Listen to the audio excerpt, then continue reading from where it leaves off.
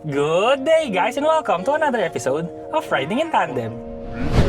RIT, Riding in Tandem, RIT. With me, RM. And me, Elaine. At sa episode na to, first drive natin ng Geely EX5 EMI.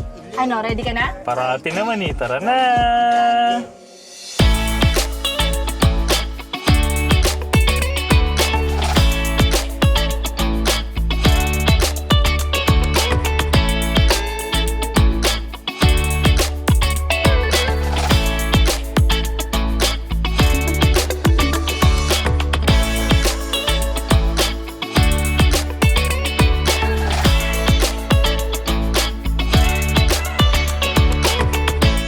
Video na to, patikim lang natin kasi hindi tayo makaka full review ngayon kasi mabilisan lang to, 15 minutes lang na nasa atin yung kotse. Unang-unang napansin ko, napakatahimik dahil nga plug-in hybrid tayo, no? Tsaka acceleration, papunta sa traffic lights. Ay, grabe. Pati yung braking, swabing-swabe. Lakas. Sa mga hindi nakakaalam kung anong EMI, no, ito yung plug-in hybrid technology ng Geely. Yung plug-in hybrid technology nga nila, yung EMI, no, naka-Guinness World Record holder pala siya sa tipid ng driving kasi kaya niya ng 3.83 liters per 100 kilometers sa actual driving conditions. Kasi syempre iba yung actual, iba rin kasi yung yung mga WLTP kasi yan yung testing kasi noon hindi real world scenario, kumbaga controlled environment. Pero yung sa totoong buhay, so kaya niya ng around 28 yata yun, no, kilometers per liter. Kung mali ako, isulat na lang natin dito.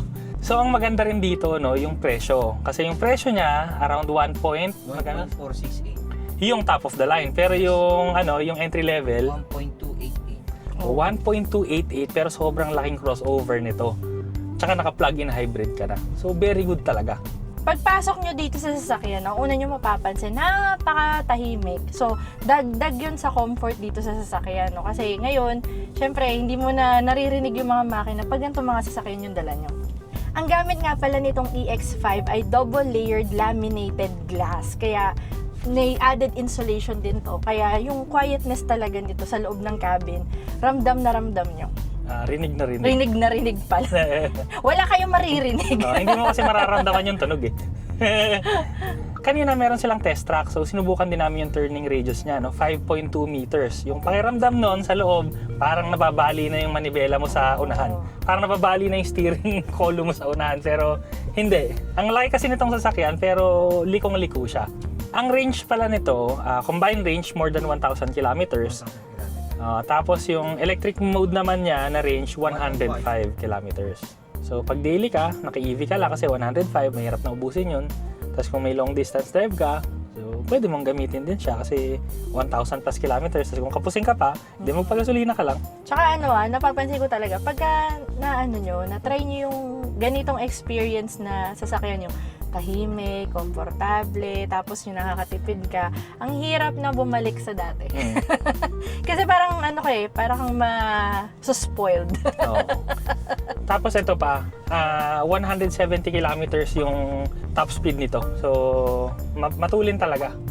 Ang mga screen din nito, malalaki. Ang instrument cluster nito, 10.2 inches. At ito namang infotainment system, 15.4. Pero, hindi lang yon dahil yung heads-up display nito ay 13.8 inches. So, meron pa tayong isang additional screen na driver lang ang makakakita. Widescreen yung heads-up display niya. Lahat din ng connectivities, meron tong Bluetooth, meron tong Android Auto and Apple CarPlay. Meron din tong voice command. So, ito na siya. Hello, Geely. It's too hot. Okay. Yun. So, yun na. Binago na niya yung temperature. So, hindi mo na kailangan hanapin pa yung saan yung toggle switch ng palit ng temperature. Kusa na siya. So, yan na kasi yung mga bagong technology ngayon. Ayun, pwede nyo na talaga silang utosan. Yan yung kinaganda sa mga bagong sasakyan niya. No? Hindi na kailangan hanapin mo pa yung mga button-button. So, hawakan mo na lang yung manibela mo, magsalita kang hawak yung manibela mo. So, mas safe siya, tsaka mas efficient din kasi sasabihin mo na lang. Sobrang komportable rin ng upuan nito kasi 4+1 layers. Actually, kanina kasi may briefing kami, no? Pinakita talaga yung disassembled parts ng upuan. So, hindi lang siya bastang upuan tas foam. So, maraming layer siya, may ganyang layer. So, microfiber din po siya. Yun, may microfiber. So, sa sobrang daming layer niya, no, pag inupuan mo, napaka-komportable nga at saka hindi siya mainit, no? Actually, ventilated din pala siya. So, pwede mo siyang i-on nating ventilated seats. O yan. So, kung mainit man sa labas, kapapasok mo ng sasakyan, pag leather kasi, di ba, mainit. So, ito, on mo na lang yung ventilated seats. O yan, lumalamig na ngayon yung puwet ko. Ewan ko na lang kung di ka pa marerelax dyan. Tapos habang lumalamig ang puwet niya, so pwede na rin kaming mag-sound system. Kayo, pwede kayong mag-sound trip dito pala, hindi mag-sound system. Pwede kayong mag-sound trip dito dahil 16 speakers yung meron dito sa sasakyan. So ang gamit nila yung Fly Me Sound, na pagka pinaandar nyo nga ay para kayong nasa sinihan. Surround dami. sound. Ang daming speaker nun eh. Ilan? 16. 16 speakers. Pag di mo pa narinig. Oo, kaya 8 airbag. 8 airbags pa daw, sabi ni boss. O nga pala, may kasama tayo. Sir, ano nga ulit pangalan niyo, sir? Alex Salazar. Yun, si Sir Alex. So, kung naghahanap kayo ng Geely, no? Contact number mo, boss. 0995-643-7731. Yun. Yun, GT contact. Fairview po. O yun, Ayun. kontakin nyo lang siya. Isang advantage pa nito, no? Kasi nga, yung platform niya, pang electric talaga, no?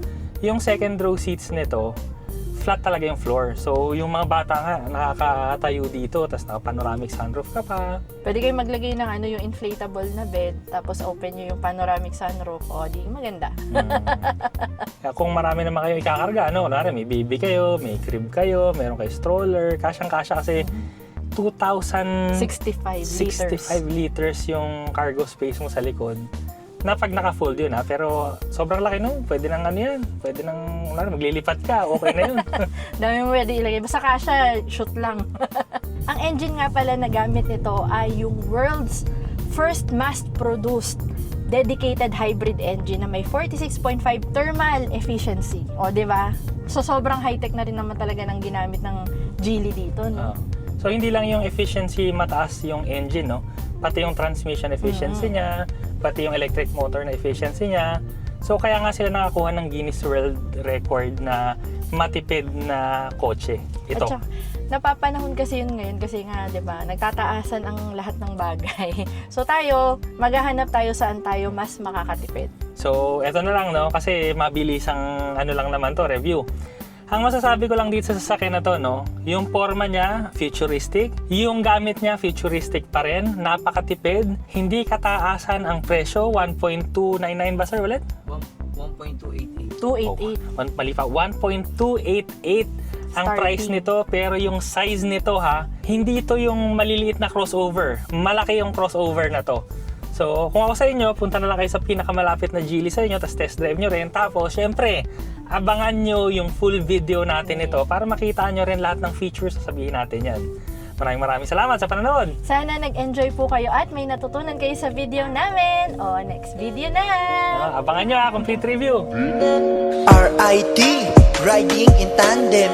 RIT, riding in tandem. RIT, riding in tandem. Siksik na impormasyon mula kay RM at Elaine.